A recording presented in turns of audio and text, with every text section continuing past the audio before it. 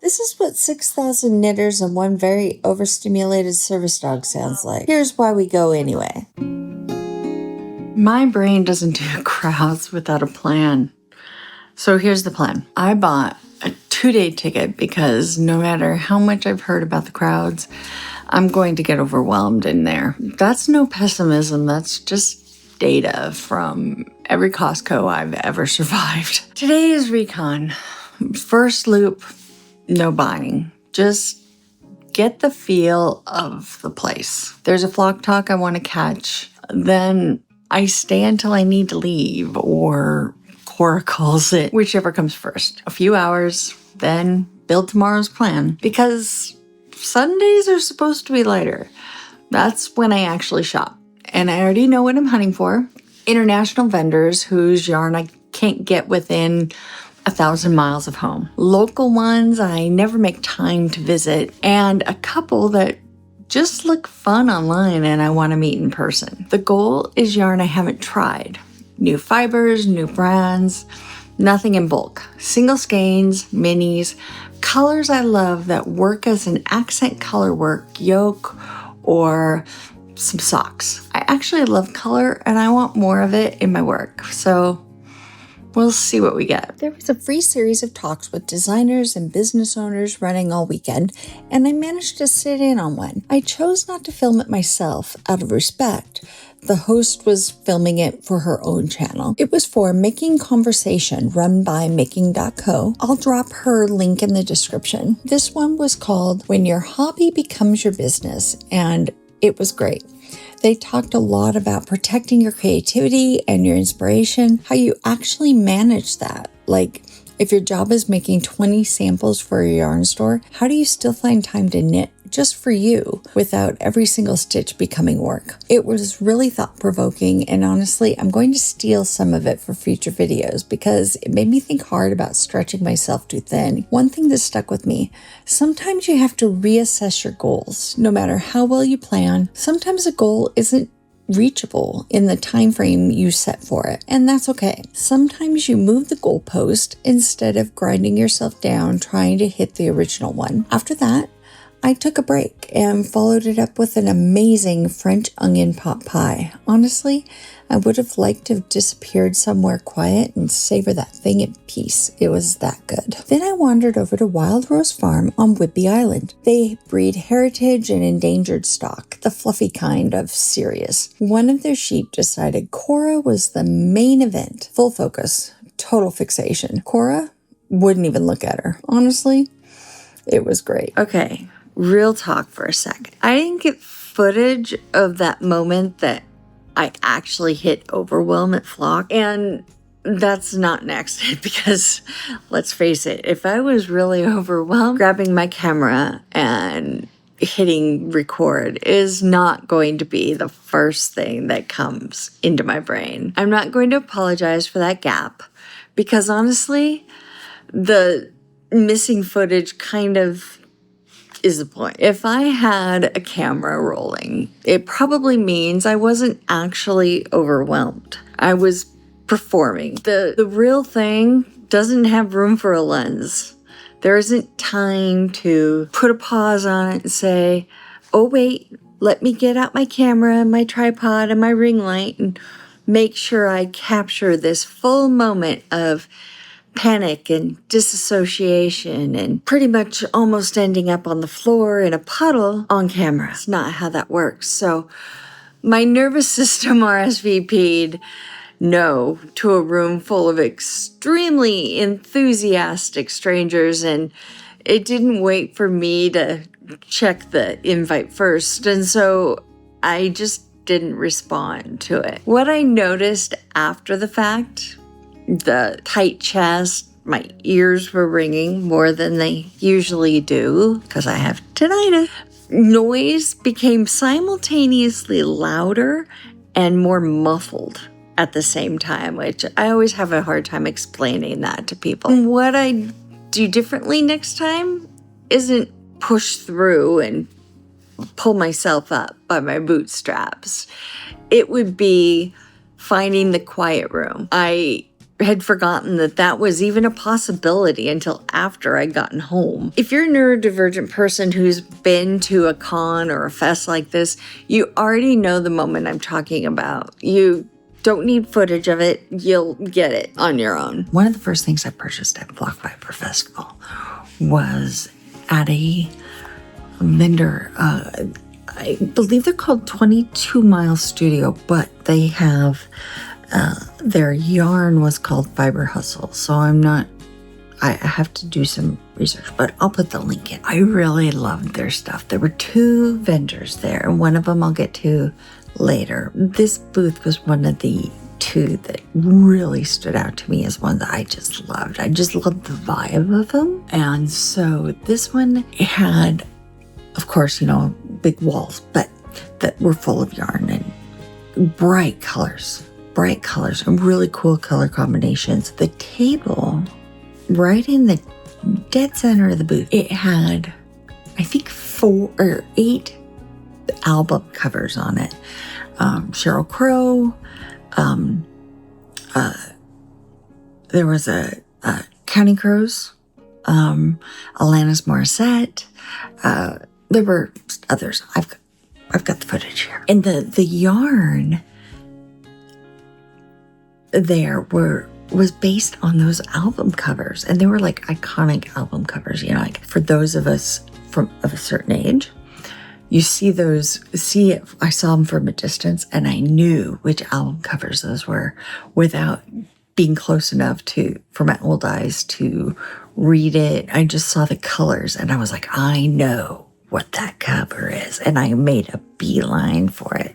It was already on my list, but I made a beeline for that place, and it rocked. And I told them about a series that I have coming up. I've done a couple of videos on kind of an early version of it, of kind of my rock queens, I'm calling it, but it's officially going to be launching next month, called Yarn and Vinyl. And they thought that was kind of a cool idea, but I got one skein of yarn there. I really had to. It took me a while. I sat there and stared and stared and stared and tried to pick one. And finally, I saw one. And I love Tom Petty. I really do. I was so sad when he passed away. It hurt my heart. Almost as much as when Robert Smith of The Cure cut his hair way back when. I cried for days. It wasn't quite that bad, but it was rough when Tom Petty died. They had full moon fever. So I'm going to put the album cover here. And this is the yarn. Look at this. Doesn't this not look just like that album cover? It is called Full Moon Fever, and it is, gotta move my glasses here, fingering weight. So it's sock yarn. It is black-faced Leicester, I think it is. It just says BFL. If I remember right, that's superwash 75-25. So wouldn't this just be an awesome pair of socks? Look at that. Look at that. It's so cool because it not only has these like bright colors, but look at that. It's got like a little bit of the white shining through there, so it kind of gives it an even more varied color in there. But it's again by Fiber Hustle. They were fabulous and they were so fun. The people there were so nice and so fun, and they are based, I believe, out of Seattle or Seattle area. I'm hoping that one day I might be able to go visit them and check them out because they were fun. They also gave a free with purchase, which, you don't get very often. And let's face it, we all have free things. But this is actually a useful thing for people that go to conferences or just plain collect like enamel pins and stuff. I don't have one near me. I have some on those are my Craftcation lanyards back there. If you collect the like pins and stuff, they gave me free with purchase a pin thingy. See, still have it in the thing, so it's all crinkly. It's got a little hangy, so you can hang it on your wall, and you can stick all of your pins on there. It's just a little thing of felt. But I'm like, this is so fun. And of course, it's something I'm going to stick on my wall and collect all my pins. And because I don't wear them outside of the conferences, I'm afraid I'm going to lose them. And then, my memory is bad enough as it is. If I lose the pin, who knows? I'll forget I was ever even there. So I'm really excited. I'm currently, my place is a hot mess right now because I'm trying to downsize a lot. And so it's a hot mess. But as I find my pins one by one, I'm going to be sticking them on my little sheep thing there. And maybe I'll share that with you guys later.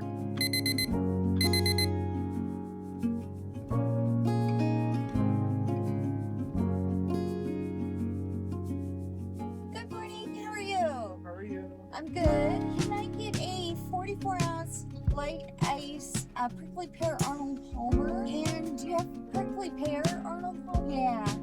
And do you have any sausage sandwiches? I would love one, please. And when you're ready, I've got a check-in number for you. I am ready.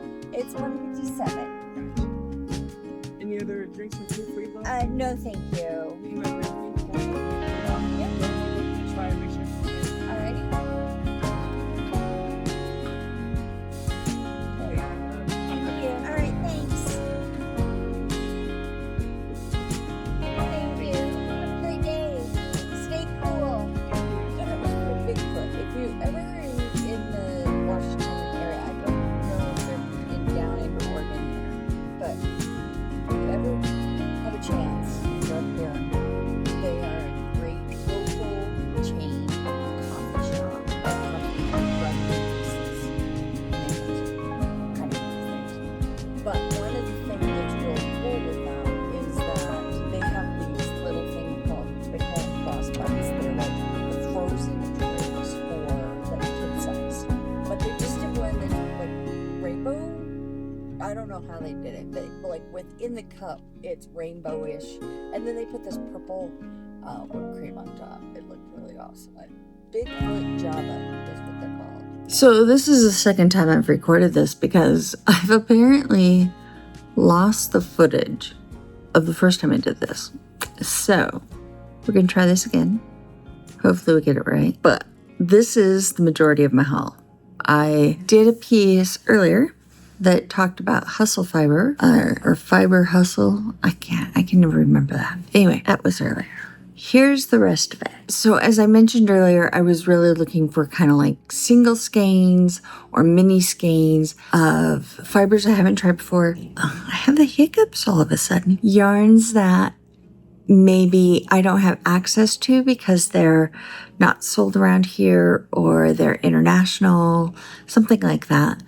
Yarn, let's face it, yarn is not cheap generally. And so I wanted to try to get single skeins that I can use as like accent colors, things like that. So I could try out that yarn without putting in a whole lot of dough. And that way, if I like it, I can try it again. And I'll know what that yarn's like in the future. If I want to make a sweater or something out of that, I'm making an informed decision. Let's dive in. I'm going to actually hit the non-yarn things first. So I stopped at La Mercer, and they're the ones that the main sponsor of they put on the festival, and they are over on Bainbridge Island, I believe. It's across the water from Seattle. They had a booth there, of course, and I didn't get any yarn.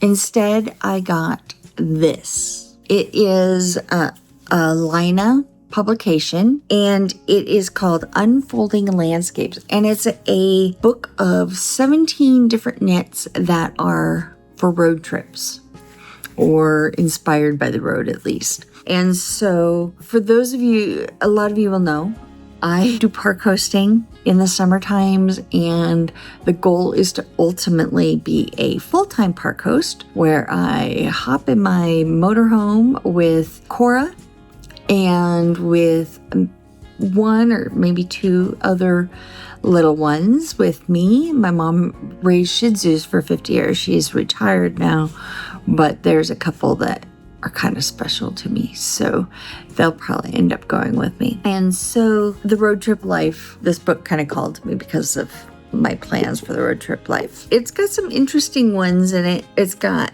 a blanket, it's got sweaters, hats, gloves. It's got an option, or several options there. Another one I saw, Mitchell Wool Company, they were there, and their booth was a little smaller for me, and with Cora, it can be a little tight to get in and out, and I have a real problem when I feel hemmed in. But I did see this patch, and I loved it, and I had to grab it. I'm not sure what I'll put it on, but I'll do something with it.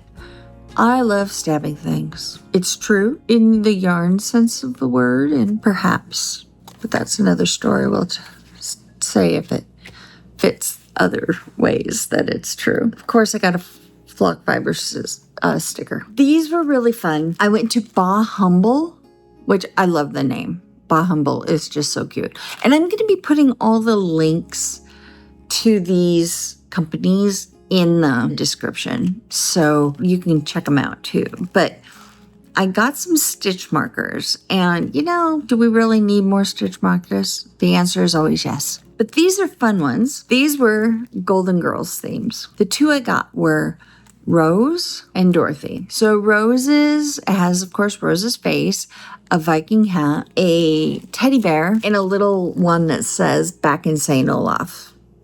So there's that one. And then the Dorothy ones are a piece of cheesecake, because, we know the girls love their cheesecake. And Dorothy's face. One that says, "Hi, it's me, Stan."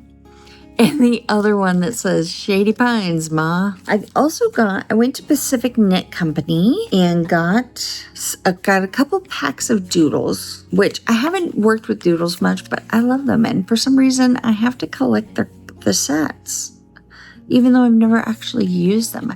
They kind of scare me in a way, and yet they're fun too. We'll have to work on that together. But they had a brand new one come out, the Detective Doodle deck, and it is based on literary detectives. So it's got like the Sherlock Holmes bowler hat, that kind of thing, not like Law and Order detective. And then the other one I got was the Fantasy Doodle pack. And then they had these really cool cards there, and of course I think I took one of each, and they're mashups. So they show how you can take different doodle decks and create different pieces. So like they have a Hocus Pocus one, Hobbit one, Woodland Doodle, and a Scooby-Doo one, a Spider-Man one. Those were fun to get, and I look forward to trying to play with those. On to the yarn. I watch M to the Third here on YouTube, and I stopped by her booth, and I got a small thing of sueño, and it is in Ana Luisa color. I got that. Very soft. I like it. Squishy. And then I went to Dying Wishes, which I got Song of the Sea. Look at that color. Isn't that cool? It is Patagonian woolen spun wool, non-superwash. So I tried to stay away from superwash as much as possible. Diet ginger ale and mango lemonade. Excellent. Anyway, I tried to stay away from superwash as much as possible, just because I like the wool to be as untreated as possible. I don't know why. It's just a preference. I got it for my mom, actually. I thought, I'll make my mom a hat. And then I got home and I said, hey, I got you this yarn. And I said, I'll remember to bring it down in the morning. And she said, oh, that's great. She said, you remember I'm allergic to wool, right? So we'll figure something out for this. I don't know why I forgot that she can't have wool. And then I stopped by Bigfoot Yarn. And they are, of course, local here in Washington. And they, I have this little story about Bigfoot. I have a kind of a competition with a friend of mine. She lives in Kentucky, but she goes to the West Virginia Bigfoot Festival every year. She sells embroidered goods. I'll link her down below too. Really, really awesome. Her name is Cassie. Hi, Cassie. She goes every year. And of course, I live up in the Pacific Northwest. And I'm sorry, but we lay claim to Bigfoot.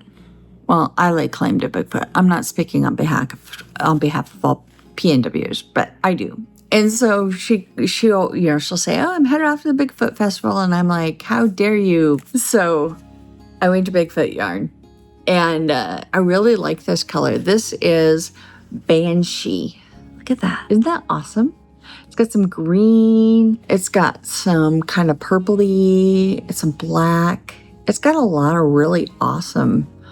It's a really cool mixture, I think. This side, you can see it really well, too. I went to Skein in the Stitch, and this is 70 Falkland wool, 15% baby alpaca, and 15% silk. And I have never worked with any of those particular kinds. This is the Hayworth Calder DK weight, and it is, it's the Hayworth, it's called, the color.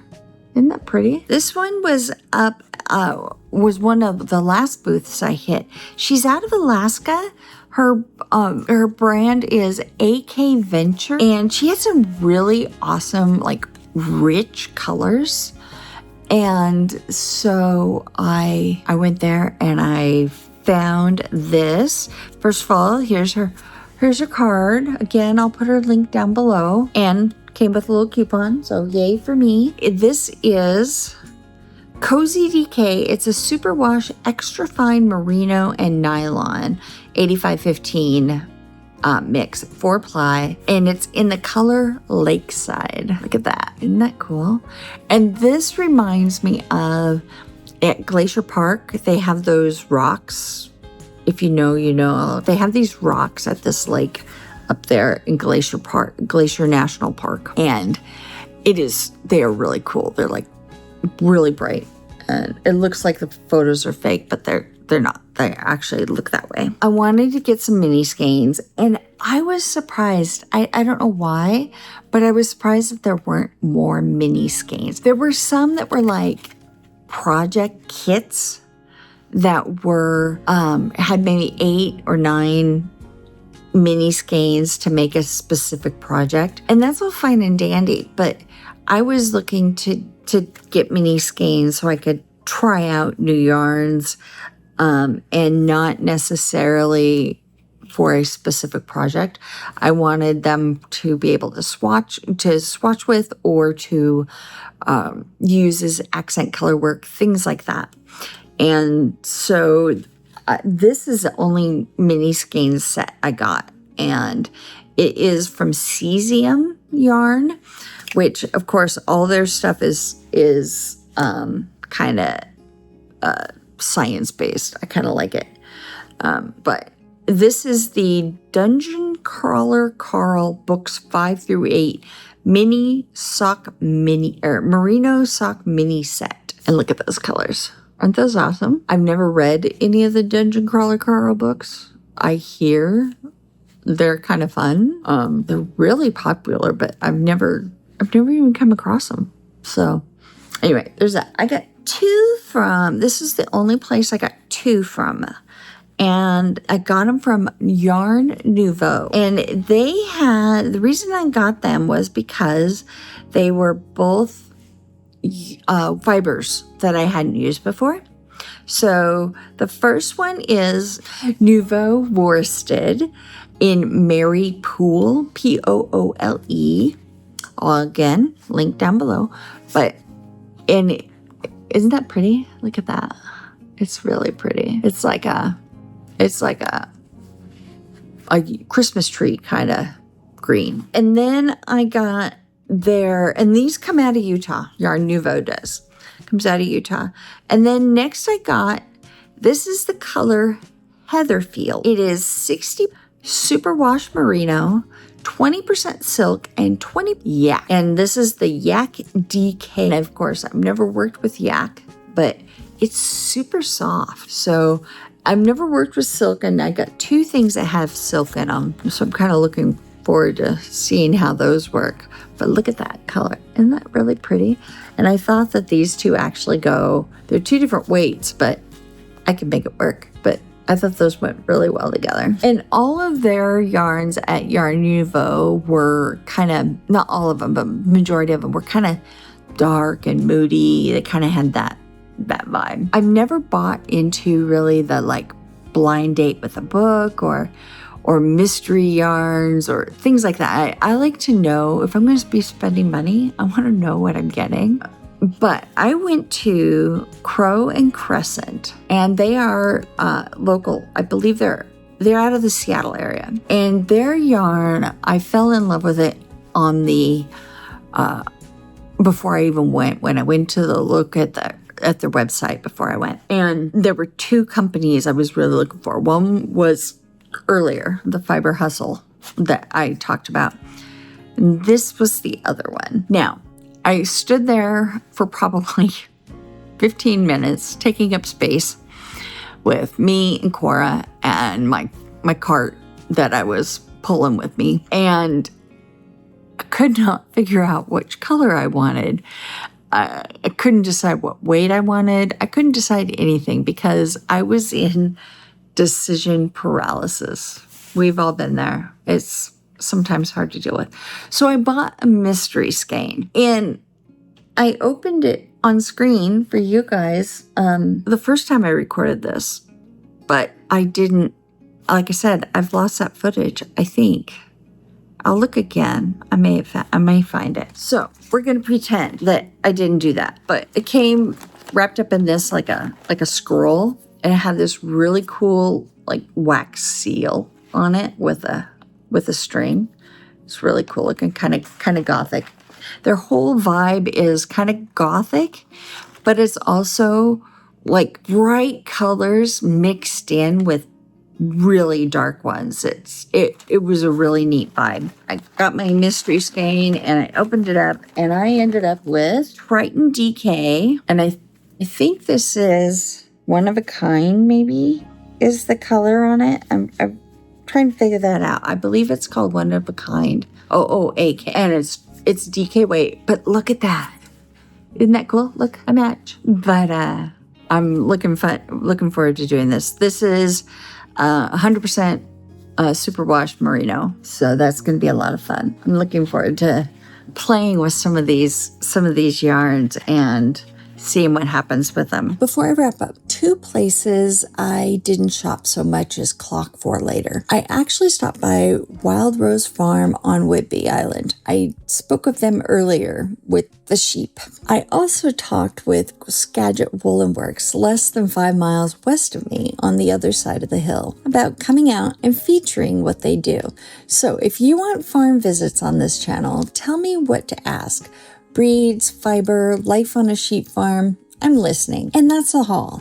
I had a good time. It was overwhelming, but I survived, and that was the important part. So that was Flock, a yarn haul, a sheep that cared way more about my dog than my dog cared about it, and a Flock talk that I didn't film out of respect. And one moment I couldn't film it all because it was being lived instead and not just performed. That's the whole thing about doing this in public, isn't it? The polished parts and the Overwhelm parts both happened at the same festival on the same weekend in the same nervous system. I'm not going to pretend that only one of them is the real story. If you're planning your own con, festival, or fiber event, whatever your version of Flock is, I hope this gave you something. A yarn haul to be jealous of, or a reminder that it's okay if the day doesn't go the way the highlight reel suggests. You're not behind, you're not powerless, and you're absolutely not broken.